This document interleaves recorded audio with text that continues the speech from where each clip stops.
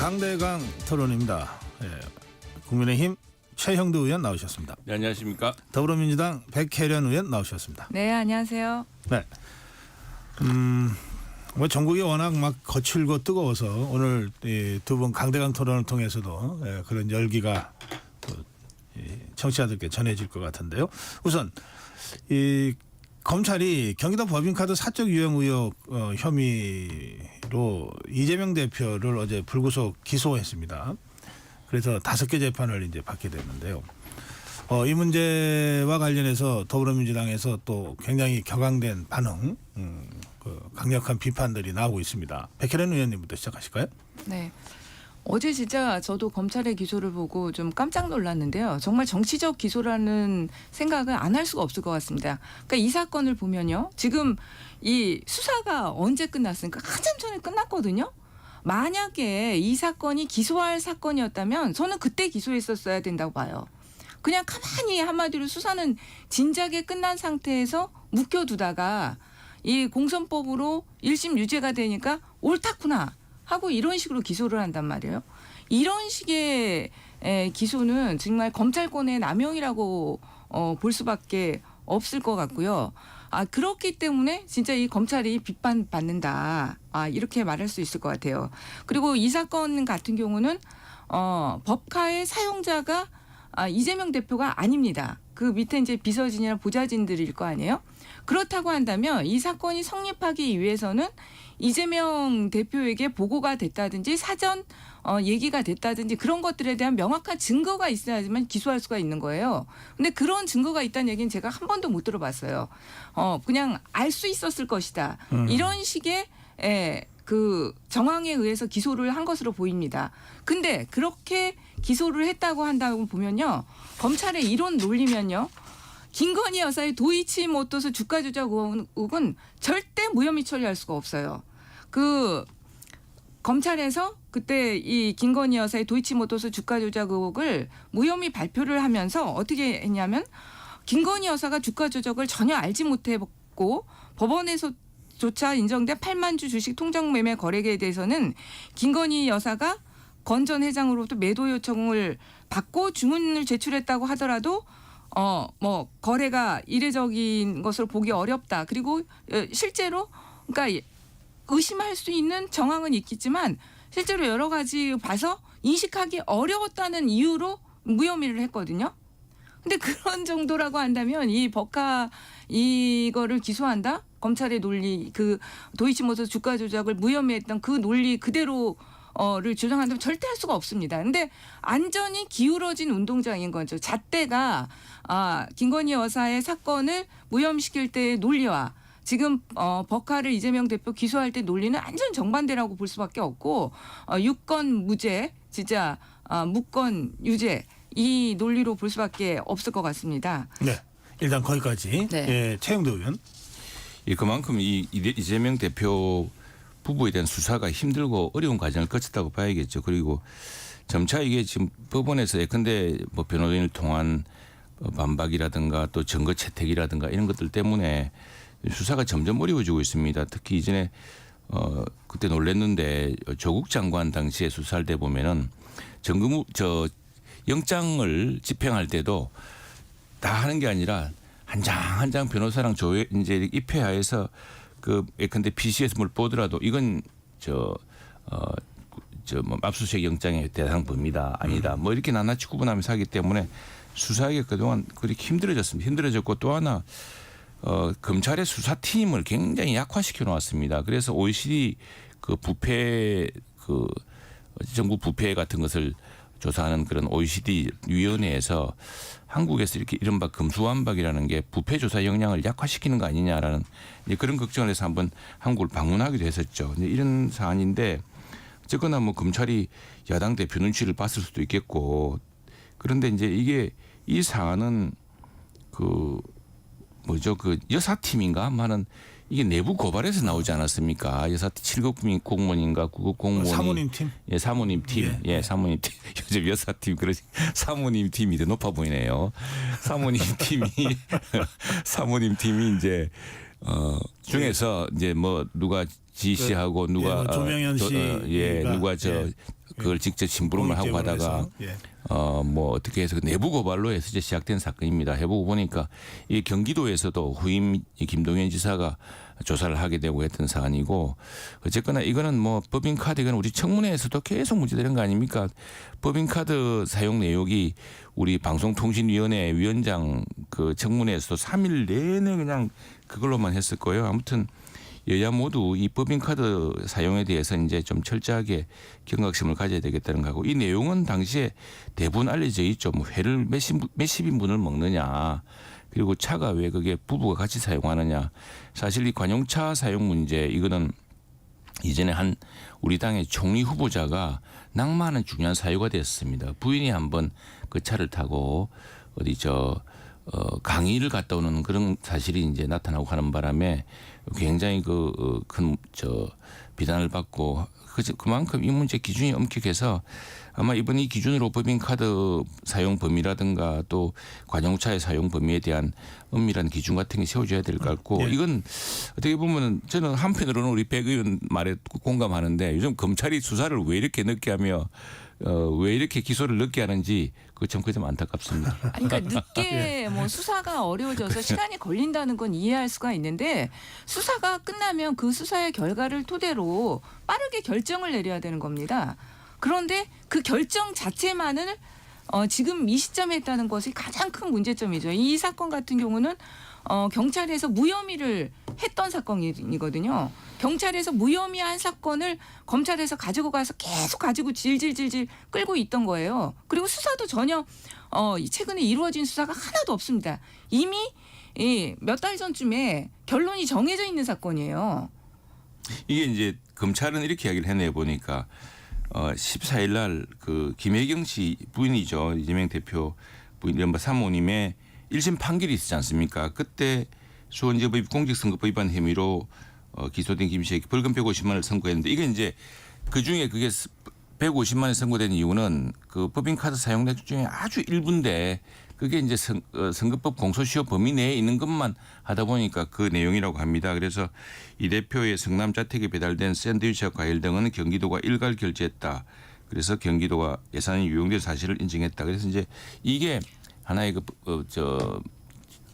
기소를 하게 된 결정적 계기였다고 그러니까 얘기합니다. 그것도 한심한 거죠. 그렇다면 그러니까 좀 검찰이 왜 모든 그런지 법원의 결정을 보고 나서 한마디로 간보다가 기소를 한다는 얘기잖아요. 요즘 힘드니까 뭐 하도 그리고 지금 검찰 기소도 하고 하니 검찰 탄핵도 하고 하니까 검사들이 얼마나 쫄겠습니까? 요즘. 실제로 법인카드로 시작했는데 어제 기소된 사실을 보니까 거의 80% 이상이 관용차 그 기소된 금액이 거의 80%가 관용차 부분이에요. 근데 관용차 부분은 도지사의 업무와 관련해서 공적 용도하고 사적 용도가 지금 명확하지 않은 부분들이 굉장히 많고 그래서 어떤 근거로 했는지 그런 부분들이 제가 볼 때는 앞으로 엄청난 법적 다툼이 있을 이게 거라고 이제 봅니다. 보니까 그 관용차 전체 내역은 그렇습니다. 보면은 자기 식사비, 과일값, 세탁비 등을 결제하면서 총 1억 원 653만 원을 썼는데 그중에 과일값이 3천만 원 가량 되고 매달 한 120만 원 꼴이었다. 그렇게 하고 소고기, 초밥, 복요리 등 음식도 약 900만 원 된다. 그리고 이제 샌드위치 구입, 비구입 같이 보면 세탁비 170만 원인데 이 제너시스 G80인가요? 이것을 쓰는데 이것은 이 대표분은 제너시스 G80 관용차에 자기 아파트 주차 스티커를 붙이고 사실상 자가용처럼 탔다. 공적으로 쓴 것처럼 허위의 운행 일지를 작성해서 차량 임차료, 이 차량 임차료가 큰 부분에 주유비, 세차비 등 6,016만 원의 이득을 지했다. 그래서 말하자면은 실제로 그 이 대표 이 지사의 관용차가 따로 있고 그거는 경기도 지사에 있는 별도로 아마 아파트에 두고 쓰는 그런 차였던 모양입니다. 그런 걸 이제 기소했네요. 이제 이거는 이제 기소가 됐으니까 이제 뭐 그런 말이 있잖아요. 그 우리 백혜련 의원도 검사를 하셨으니까 검사는 기소장으로 말하고 판사는 판결문으로 말한다 이런 말이 있잖아요. 예, 기소장은 이제 공개가 되는 거니까 사건 진행 과정을 통해서 다시 한번 짚을 기회가 있을 것 같습니다. 일단은 백혜련 의원이 말씀하신 전해주신 더불어민주당의 아주 격앙된 반응. 왜 여기까지 기다렸다가 무슨 간 보듯이 눈치 보다가 이러냐. 뭐 이런 주장과 그 최영도 의원이 조금 전에 그 아마 기소장 내용을 인용하면서 말씀하신 것 같은데 네, 이런 혐의 사실 그 자체는 팩트 아니냐 이런 아니 그 주장이. 팩트 자체가 한 가지도 또 한 가지만 넘어갈게요. 그 과일값이 보니까 공간에 배달된 것까지 다 들어갔더라고요. 근데 다 알겠지만 도지사 공간에 많은 손님들이 옵니다. 그래서 거기서 과일 들어가는 건 당연한 거거든요. 그거는 구별을 해야 된다. 당연하죠. 그거는 그러니까 뭐 아주 공적인 그거는 용도인 거죠. 그러니까 도대체 저는 이해가 안 되는 거죠. 알겠습니다. 구분했겠죠. 아마 그 별도의 그 행사 비용 그 집행 내역이 따로 있고 했으니까 아마 그게 없었다면은 상당히 중요한 변론 포인트가 되겠네요. 네. 자, 다음 주제는 아무래도 공직선거법 1심 선고가 될 것 같습니다. 이 문제도 백혜련 의원이 먼저 시작하셔야 되겠네요. 네, 뭐 지금 보니까 공직선거법 처음에 되고 나서는 굉장히 조금 당황하기도 했고 조금 전혀 예상치 못한 결과이기 때문에 저희 민주당 내부에서 굉장히 그런 격양된 좀 분위기가 있었는데요. 지금은 조금 굉장히 차분해졌고 판결은 판결대로 또 우리가 할 수 있는 부분들 할 수 있는 부분대로 하자 이런 분위기로 굉장히 차분해진 상황입니다. 그런데 저도 이번에 1심 판결문을 보고 조금 당황했거든요. 그래서 판결문 전체를 제가 읽지는 못했는데 그날 이제 법원에서 낸 보도 자료를 봤어요. 근데 보도 자료 자체로 제가 법률가인 저의 입장에서 이걸 어떻게 유죄를 쓸 수 있지? 이런 분들이 굉장히 많았습니다. 그러니까 거의 국민들께서 이 공선법과 관련해서 김문기를 아냐 모르냐 이거가 쟁점인 줄 알고 있었잖아요. 사실은. 근데 보니까 지금 여러 가지 사실은 사실이 있었고 가장 문제가 됐던 김문기 아냐 모르냐는 사실 무죄가 났습니다. 지금 무죄가 난 상황이에요. 그리고 다른 부분이 유죄가 났는데 그 이제 골프를 쳤다는 부분을 허위사실 공표라고 했는데 그 논리가 저도 정말 이해가 안 가더라고요. 그 사진에 10명이 찍힌 사진을 4명으로 학대해서 그 4명만 마치 있는 것처럼 그 4명이 골프를 친 것처럼 사진에 올린 것을 보고 이재명 대표가 조작됐죠. 그 사진을 보고 조작됐죠. 요 발언을 골프를 친 것을 부인한 것이다. 이렇게 해서 유죄를 썼어요. 법원에서. 그런데 가장 그 법의 큰 원칙 중에 하나가 유추 해석의 금지입니다. 그러니까 사실은 사실대로 그냥 그 직설적으로 봐야 되는 것이지 유추 해석을 하면 안 된다는 것인데 그 원칙에 기본적으로 반할 뿐만 아니라 헌법재판소 판례에 의하면 명확하게 공선법상의 허위사실 공표는 그 말한 그대로 판단돼야 된다는 판례가 정확하게 있어요. 그래서 이 판례 완전 저는 배치된다고 보였거든요. 그래서 전혀 이해가 되지 않았고 또 백현동 같은 경우도 그 유죄 판결된 그 내용을 그대로 얘기했던 게 아니에요. 이재명 대표가 굉장히 서사가 굉장히 긴데 여러 가지 2개까지 했고 국토부에 협박이 있었다는 부분은 그 5개의 공공부지와 관련해서 얘기할 때 이재명 대표가 얘기했던 부분입니다. 그래서 그걸 바로 허위사실 공표를 하기가 어려울 뿐만 아니라 이게 또 가장 또 결정적인 것 중에 하나가 국정감사장에서 얘기한 거거든요. 그래서 국정감사장에서 얘기한 부분은 위증의 문제가 될 수는 있을지 몰라도 공선법상의 허위사실 공표가 되기는 근본적으로 어려운 부분이에요. 그래서 여러 가지 법리적인 문제들이 있는데 그 부분을 다 뛰어넘어서 이 유죄 판결이 나온 거는 제가 법률가의 입장에서도 선뜻 이해가 가지 않습니다. 그러면 이제 구체적으로 주장을 하셨기 때문에 그 의원님 입장에서는 그런데도 유죄가 나왔어요. 네. 왜 그런 결정이 나왔다고 그러면 생각하십니까? 좀 재판부가 예단이 있었을 수도 있을 것 같고요.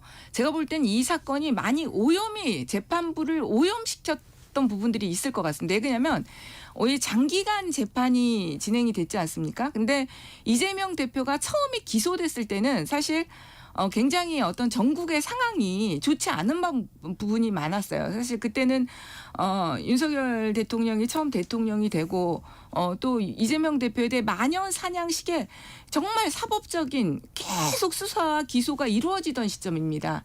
그래서 그런 것들이 어떻게 보면 처음에 심증을 형성하는데 상당한 영향을 줬겠다. 저는 이런 생각이 좀 듭니다. 네. 최영도 의원. 예, 뭐 이 재판도 정말 엄청난 변호인이 투입되고 모든 절차에 대해서 다 문제를 걸고 했던 재판 아니었습니까? 이 선거법 사건은 원래 빨리 끝났어야 되는데 그래서 그건 뭐 지금 선거가 끝난 뒤 네, 엄청나게 26개월 엄청나게 걸렸죠. 이 자체가 비정상적입니다.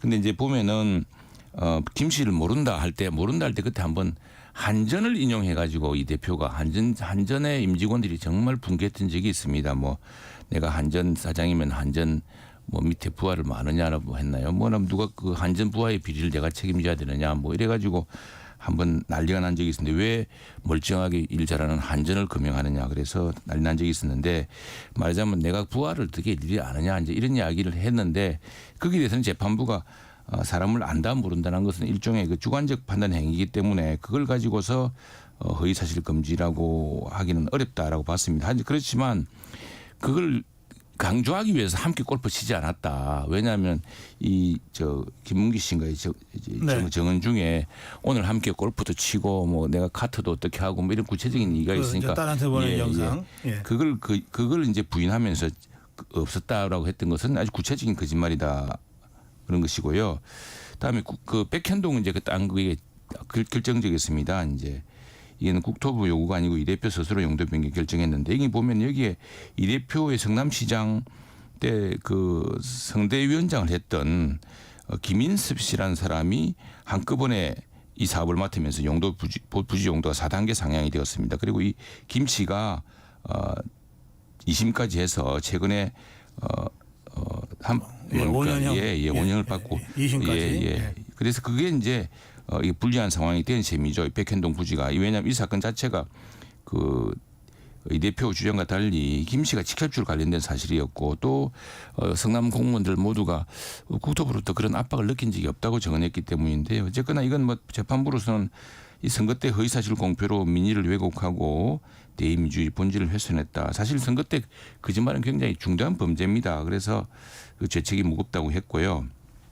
다음에 이제 그렇습니다. 그래서 이거는 사실 저희들도 이렇게 그 180명 되는 국회의원들이 뭐 위력 시위를 하고 밖에서 큰 대규모 시위를 하고 또 그날도 지난 금요일 재판 때 사실은 우리 과방위 같은 경우도 지금 현안이 많은데 국회 전체 중단됐습니다. 야당 의원들이 전부 다 갔기 때문에 그래가지고 그렇게 할 만큼 야당의 위력 공세가 거셌는데 그중에도 아마 법원에서 이런 법리와 사실관계로 판단했다는 그러니까 것이죠. 제가 한 가지만 네. 하면, 그러니까 명확하게 이재명 대표가 골프를 치지 않았다 이런 발언을 해서 그거에 대한 허위 사실이라고 판단했다든지 이 백현동 부지와 관련해서 국토부가 협박을 했다 이런 발언이 있어서 그것을 허위 사실로 법원이 판단했다면 그나마 제가 이렇게 팩트 그런데 그렇지가 않다는 거죠.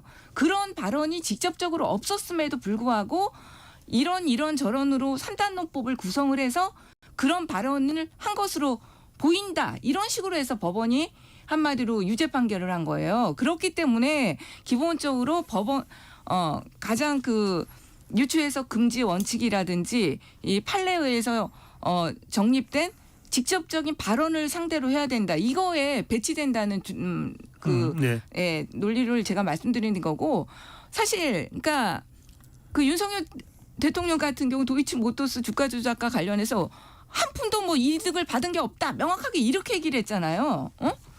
그런 발언에 대해서는 명확하게 그게 아니면 허위사실 공표가 되는 거죠.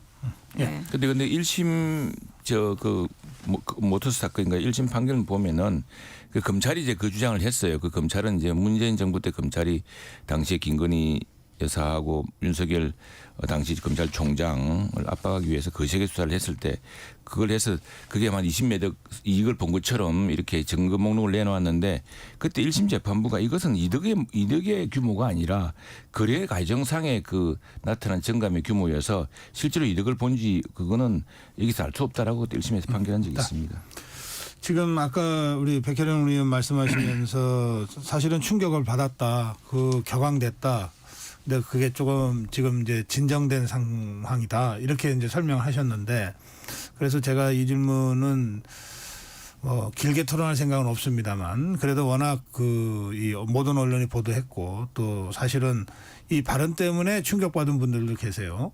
뭐 움직이면 죽는다는 발언이라든지 또는 이재명 대표를 신의 종이라고 표현한 발언이라든지 그래요. 이게 뭐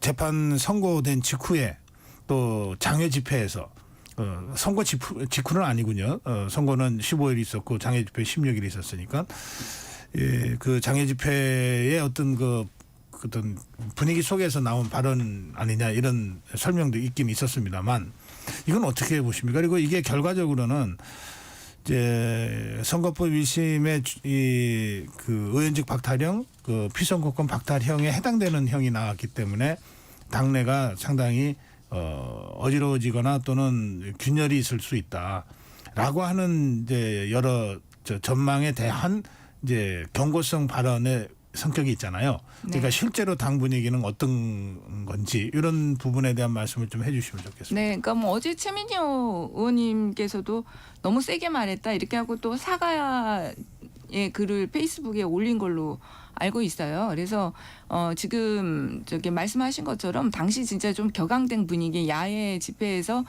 이렇게 그냥 좀 이렇게 감정적으로 얘기하신 부분이 있었던 것 같은데 그건 그게 개인의 생각이었고 뭐 당의 입장이거나 그런 건 전혀 아니니까요. 그건 그대로 그냥 받아들이시면 되고 좀 똘똘 뭉쳐서 이 국면을 잘 타게 나가자 이런 취지의 발언을 좀 강하게 하셨던 거 아닌가 싶습니다. 그래서 그거는 그렇게 큰 의미를 둘 필요는 없는 것 같고요. 지금 전체적인 의원들의 분위기를 보면 아까도 말씀드렸지만 조금 이제 시기적으로 그때는 좀 격앙된 분위기도 있었고 했지만 지금은 진정이 됐고요. 지금은 이제 더 냉철하게 이 사태를 좀 헤쳐나가자 이런 분위기로 지금 가고 있습니다. 어제 저희 방송에 신주호 전략부총장이 나와서 이제 이 더불어민주당 상황을 얘기하면서 주명야동이라는 말을 썼어요. 낮에는 친명, 밤에는 동료 뭐 이런 조어를 썼는데 뭐 몇몇 언론의 그 용어가 또 뭐 보도도 됐고 그렇더라고요. 이런 움직임은 뭐 전혀 지금은 없다고 봅니다. 제가 볼 때는 전혀 아니고요. 지금 어떤 죽인다는데 움직일 수 있겠습니까? 그 바램이겠죠. 국민의힘의 바램. 국민의힘의 바램입니다. 바램이라고 저는 봅니다. 그렇게 바램이 있어요? 뭐 그건 그런데 이게 이제 이런 것들이 오히려 여러 가지 이게 똘똘 뭉쳐져 있는 거 보이지만 법원의 결정에 사실단 뭐 누구라고 말은 하지 않겠습니다.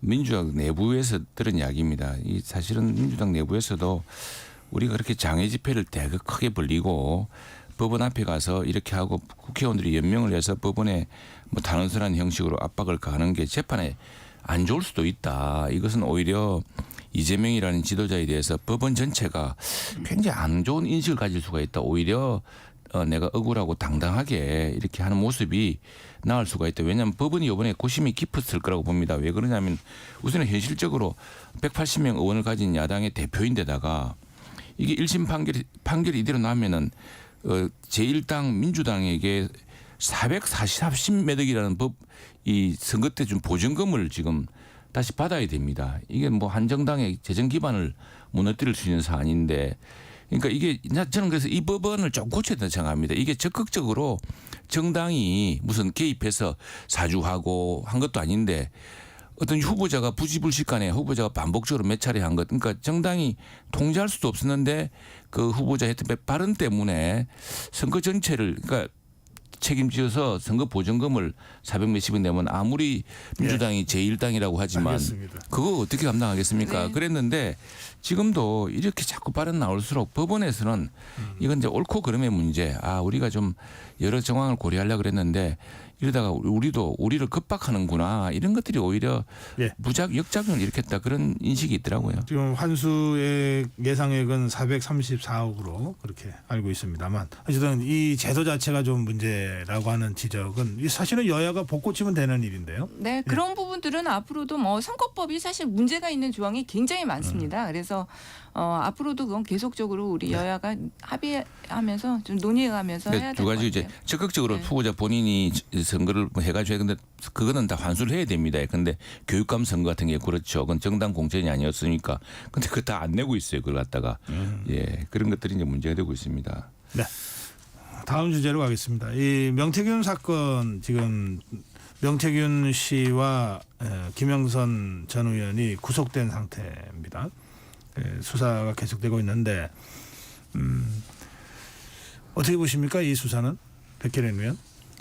지금 수사가 이제 뭐 진행은 되고 있는데 얼만큼 진행이 될지 지금 명태균 씨에 대해서 제기되는 그 의혹보다는 너무 수사의 범위가 지금 작게 이루어지고 있거든요. 만약 이제 수사가 끝난 것은 아니기 때문에 지켜보기는 하겠지만 지금 상황으로는 아주 단지 정치자금법 위반 김영선 의원 관련 부분에 대해서만 국한해서 지금 수사하고 있는 거 아니냐. 그것도 결국 실제로는 김건희 여사가 직접적으로 관여된 증거들이 지금 계속해서 드러나고 있고 김건희 여사의 돈봉투 문제도 확실하게 나왔잖아요. 지금 거의 김건희 여사가 그 돈을 명태균 씨에게 한 번인지 두 번인지 줬다는 거는 지금 뭐 완전히 팩트로 드러난 상황인데 그런 것들에 대한 수사는 전혀 이루어지고 있다는 생각이 들질 않아서 굉장히 아쉬운 점이 많고요. 어제 또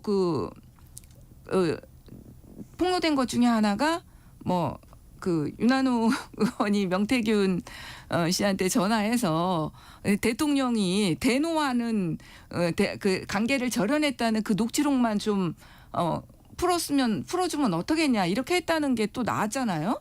그러니까는 이것도 굉장히 심각한 사안이거든요. 왜냐하면 명태균 씨와 어쨌든 국민의힘 쪽이든 용산 쪽이든 딜을 하려고 했다는 굉장히 그 구체적인 그게 어떻게 보면 나온 상황이에요. 그때 그 명태균 씨가 근데 그것만은 안 된다. 하여튼 뭐 자기가 뭐 김영선한테 1억 5천만 원을 덜 받았고 또 이 사건대로 불구속을 뭐 시켜달라는 그런 말을 했다는 그런 정등한 이런 모든 것들이 좀 수사가 돼야 되는데 윤한홍 의원하고 명태균의 통화요. 그건 네. 언제 이루어진 겁니까?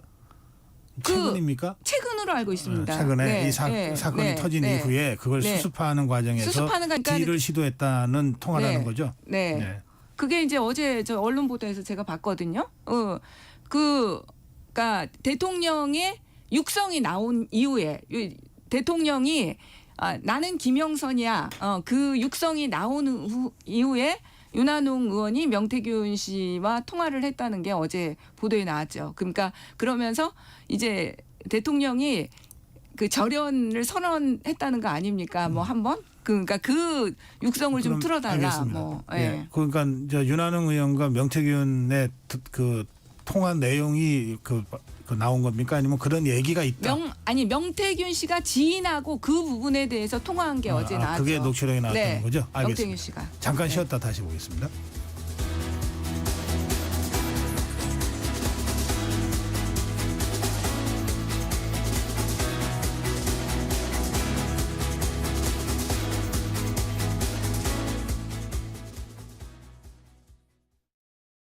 잠시 후 8시 반부터 일부 지역국에서는 해당 지역 방송을 보내드립니다.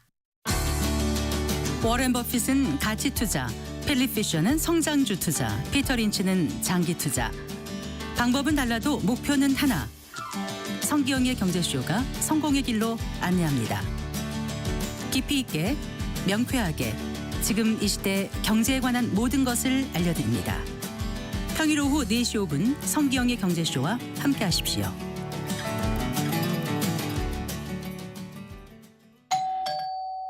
편지 왔습니다. 퇴근길 지친 당신에게 힘이 되는 뉴스를 전해드립니다. 매일 저녁 5시 5분 당신과 함께 읽는 세상 이야기 KBS 1라디오 뉴스레터 K. 지금 시각은 8시 30분입니다. KBS.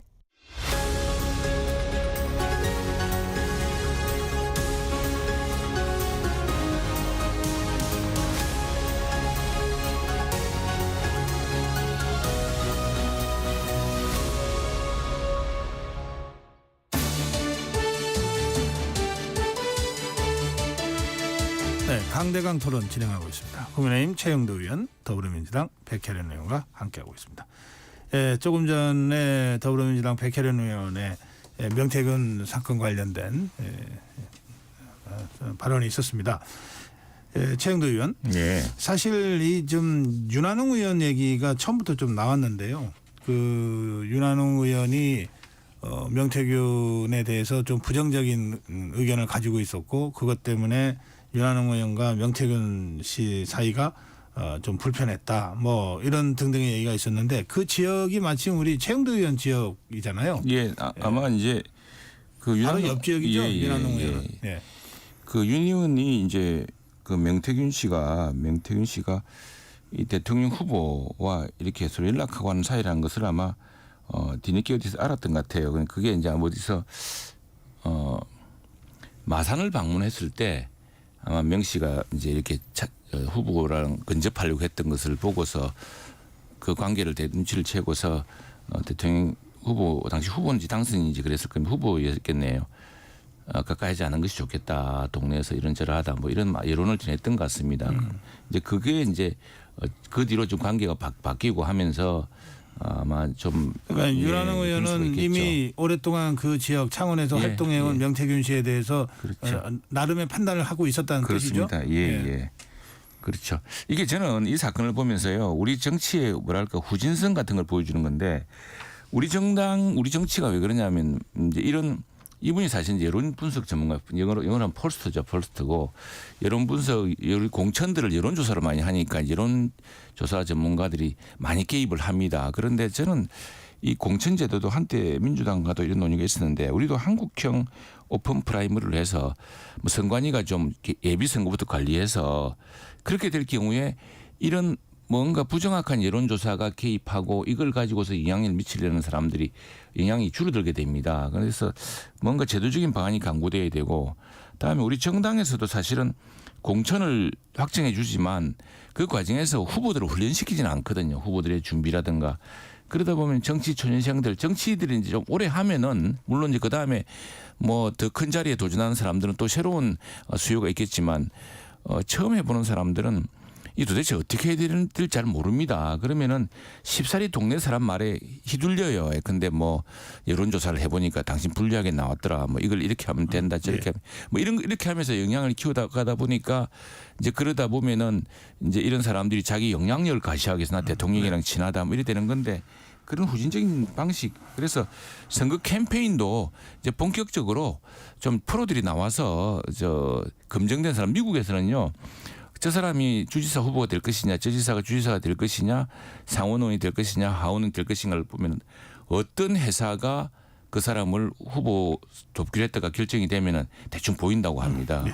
자, 그 지금 명태균 씨 관련돼서 워낙 얘기들이 많아가지고요. 그 중에 창원 관련 얘기도 계속 나오고 있거든요. 그 창원시 배후도시 지구 단위 계획 재정비 사업에도 개입했다. 뭐 산단 뭐에도 개입했고 뭐 사전에 보고도 받았다. 뭐 하는 등등의 얘기인데 이것도 우리 최영도 의원 지역구이기 때문에 먼저 좀 설명도 해주시고.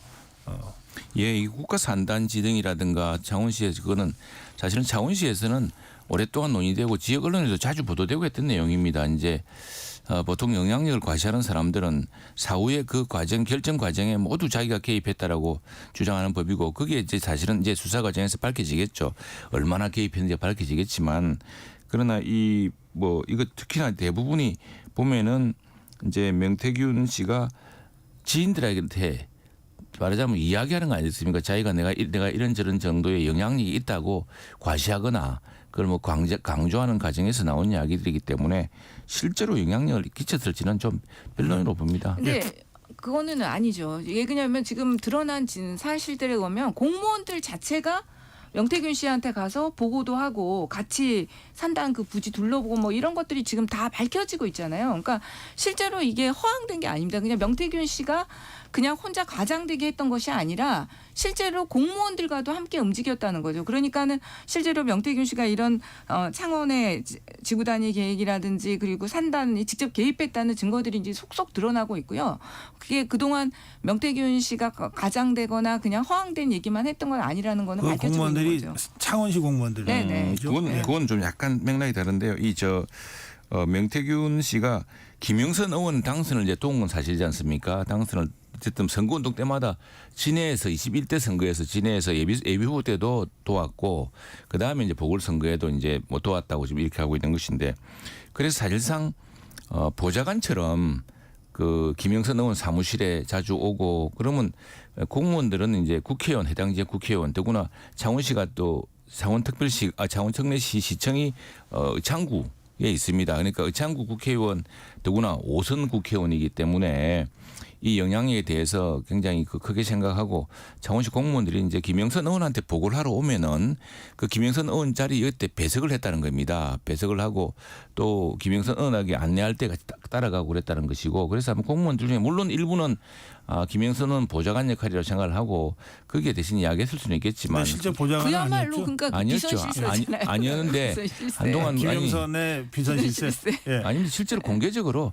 그 보좌진처럼 이렇게 사무실에 자주 나타났고 회의도 참석하고 했습니다. 그야말로 그러니까 더 문제가 되는 거거든요. 그럼 이제 어떤 김영선 의원의 공적인 이치도 없는데 그냥 뒤에서 한마디로 모든 것을 다 하는 그런 식으로 그리고 그것을 공무원들도 용인했다? 그것도 더 큰 문제인 거죠.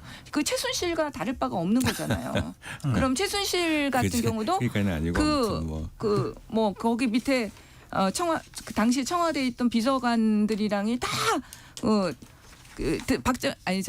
박근혜 대통령한테 보고하기 전에 최순실한테 보고하고 이랬던 거 아니에요. 이게 검찰 그게 수사에 국정농단 다 아닙니까? 드러날 겁니다. 이것이 근데 그거하고 똑같은 본인이 거죠. 과장되게 한 이야기인지 다 드러나게 돼 있죠. 왜냐하면 지금 이미 강여경 씨가 주장한 녹취록이 뭐 수천 개가 된다고 하나요? 이게 다 있기 때문에 막 이렇게 임기응변으로 이제 할 수 없을 테고 김영선 의원은 전 의원은 이런 이야기를 했습니다. 강여경 씨의 그 녹취 파일이 나의 무죄를 입증해 줄 오히려 증거다라는 말을 했기 때문에 이제 강여경 씨의 그 제출한 수많은 녹취 자료가 아마 알겠습니다. 큰 범죄 성립 여부를 결정하게 될 겁니다. 지금 말씀하시는 이 농단은 이제 김영선 지금 구속돼 있습니다만 김영선 전 의원이 그 지역 국회의원을 할 때 만약에 명태균 씨가 그런 식으로 움직였다면 그렇습니다. 김영선 전 의원을 김영선 의원을 호가호위하면서 농단을 한 것이다. 이제 그런데 이런 취지의 지금 이제 말씀이시죠? 계속 나오고 있지만 명태균 씨의 말들이 다 그리고 강혜경 씨의 주장들이 지금 사실대로 계속 밝혀지고 있거든요. 그러니까 김영선 의원만이 아니라 지금 뭐 여러 가지 당시에 일단 윤석열 대통령 부부 김건희 여사까지 이 대통령 부부를 포함해서 지금 예. 박안수 경남도지사, 김진태 강원도지사 여러 유력 정치인들이 다 거론이 되고 있지 알겠습니다. 않습니까? 예. 이 짧게라도 다른 문제 하나를 다뤄야 되겠어서요. 최영도 의원한테 먼저 질문 드릴게요. 이 단계 사태 이건 어떻게 되고 있습니까? 당원 게시판. 좀 단계 이거 점점 커지고 있어요. 네, 좀 제가 당해. 볼 때는 커질 수밖에 없을 것 그래서요. 같습니다. 먼저 짧게 설명하시고 지금 시간이 한 1분밖에 안 남았어요. 사무총장이 설명을 했습니다. 이게 당원들이 자유롭게 의견을 게시하는 걸 목적으로 된 건데 실제로 이제 한동훈이라는 이름의 당원도 4명인가 있다고 합니다. 그래서 아마 이 게시한 사람은 그 실명을 가진 그 다른 동명이인의 그 게시물인 것으로 확인되는데 이제 이걸 하다 보면은 우리 당원 게시판에 실질적으로 원래 보장하기로 원칙에서 네. 어긋나게 된다는 이야기고 또 그리고 그 한동훈 대표 측이나 당 지도부에서 볼 때는 이 터무니없는 이야기다. 이거 오히려 그냥 분열시키기 위한 전략인데 그걸 가지고 다 일일이 한다는 것 자체가 네. 예, 소모적이다 지금 생각하는 것 같아요. 터무니없는 얘기라는 얘기가 최영두 의원님은 그렇지만 지금 국민의힘 쪽에서도 다른 얘기들이 나오고 있고요. 가장 결정적인 게 한동훈 대표가 지금 말을 못합니다. 확실하게. 장인, 장모, 부인, 딸이 아니다. 명의가 도용됐다. 확실하게 얘기를 해야죠. 그러면. 근데 말을 못하고 있거든요. 한동훈 대표 성격이 이게 사실이 팩트가 아니라면 가만히 있을 사람이 아니죠. 그동안에 그 언론이나 이런 데 하면은 당장에 제가 볼 땐 고소 고발입니다. 그래서 왜냐면 명의 도용 당했는데 지금 모르겠어요. 사실은 이거 이게 고소 고발해야죠. 이게 근데 지금 가만히 있잖아요. 저도 옛날에 네. 법조인을 해봤었는데 우리 진영구 전에 그 고검장했던 분하고 다음에 알겠습니다. 부인하고 네. 전부 그래서 바꾸고 있는데 이거는 뭔가 당원 게시판에 쓸 시간이 있을까 싶어요. 관련이 있다. 김현장 어디 변호사 그렇게 볼 수밖에 유명한 없는 로펌 거고요. 한동훈 변호사의 대표의 이 석연치 않은 태도 고령의 언론을 할아버지인데 피하고 지금 있습니다. 오히려 이 부분에 대해서 말하기를 피하고 있어요. 그럴 리가 있습니다. 예. 오늘 여기까지 해야 되겠네요. 시간이 다 돼서요. 예. 예, 강대강 토론이었습니다. 국민의힘 최형도 의원이었습니다. 그리고 더불어민주당 백혜련 의원이었습니다. 두 분 고생하셨습니다. 고맙습니다. 네, 네, 감사합니다. 이 시각 교통정보입니다.